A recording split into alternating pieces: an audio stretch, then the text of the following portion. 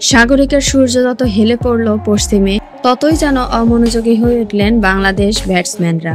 নয়তো মাসাকেসের বলে অধিনায়ক নাজমুল হোসেনের শর্ট মিড উইকেটে তুলে দেওয়া ক্যাচ কিংবা মুশফিকুর রহিমের তাড়াহুড়ো করে রান নিতে গিয়ে রান আউট হওয়ার ব্যাখ্যা কি? চট্টগ্রামের বিশিষ্ট মতিউর রহমান স্টেডিয়ামে রঙিন একটা দিনের শুরু যে শেষে এমন হতাশার সাদা কালো হয়ে গেল, সেই দায়িত্ব ব্যাটিংয়ের পুরনো রোগের নতুন করে আবির্ভাবে। অথচ সাদমান ইসলাম এবং এনামুল হকের বেঁধে দেওয়া ছন্দে এগিয়ে যেতে পারলে দিনটা শেষ হওয়ার কথা ছিল দাপট দেখিয়ে।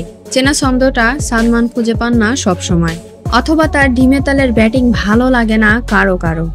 কিন্তু আজ সাদমান যখন ড্রেসিং রুমে ফেরার পথ ধরলেন, তখন তার পিঠ চাপড়ে দেন সতীর্থরা। দর্শকদের অভিবাদনেও ভেসেছেন। জিম্বাবুয়ের বিপক্ষে সেঞ্চুরি করেছেন। নির্বিষ বোলিংয়ের বিপক্ষে খুব বড় কিছু নয় বটে, কিন্তু 16-4 ও একটি ছক্কার তার 120 রানের ইনিংসটি অবশ্যই স্বস্তি। এনামুল হককে নিয়ে সাদমান যা করেছেন, এমন একটা কিছুর জন্য বাংলাদেশের অপেক্ষা ছিল দীর্ঘ 28 মাসের। কতবার বদলে গেছে সঙ্গী, কখনো পুরনো জুটি, কিন্তু উদ্বোধনী জুটিতে 100 রানের দেখা পাওয়া যাচ্ছিল না কিছুতেই। 3 বছর পর টেস্টে খেলতে নামা এনামুল হককে নিয়ে কাজটা আজ করেছেন সাদমান। 32 ইনিংস পর সেঞ্চুরি ফেরানো উদ্বোধনী জুটিতে থেমেছে 118 রানে। তবে তার আগে তারা গড়ে দিয়ে গেছেন জিম্বাবুয়ের বিপক্ষে সিরিজের শেষ টেস্টের দ্বিতীয় দিন শেষে 3 উইকেট হাতে রেখে 63 রানে এগিয়ে থাকার ভিত। দিনের শেষ সিজনে এসে পুরনো সেই হতশ্রী ব্যাটিংয়ে 4 উইকেট না হারালে যা আর একটু উজ্জ্বলই মনে হতো। 7 উইকেটে 291 রান তুলে দ্বিতীয় দিনের খেলা শেষ করেছেন বাংলাদেশ। সাদমান ইসলামের ব্যক্তিগত অপেক্ষাটা যদিও ছিল জুটির চেয়েও দীর্ঘ। প্রায় 4 বছর আগে হারারেতে প্রথম সেঞ্চুরি পেয়েছিলেন। এরপর 3 অঙ্কের দেখা নেই 26 ইনিংস।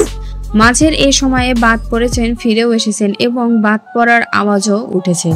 এনামুলের একাদশে সুযোগ পেয়ে নিজের সর্বোচ্চ ব্যক্তিগত সংগ্রহটা পাওয়ার বড় একটা অবদানও আছে সাদমানের লম্বা ইনিংসে। কথাটা শুনে হয়তো স্কোর কার্ডটা দেখতে চলে যাবেন এখনই। এনামুল আসলে 80 বলে 39 রানই করেছেন, কিন্তু টেস্টে এটাই তার সর্বোচ্চ। এই সংস্করণে আগে 5টি ম্যাচ তিনি খেলেছেন, তাতে তার ব্যাট থেকে সব মিলিয়ে এসেছে 100 রান। 23 রানের বেশি করতে পারেননি কখনোই। আজ ব্লেসিং মোজারবানির বলে আম্পায়ার্স কলে আউট হয়ে যাওয়ার পর নিশ্চয়ই সর্বোচ্চটাকে আরেকটু বড় করতে না পারার আফসোসেই সঙ্গী হয়েছে তার।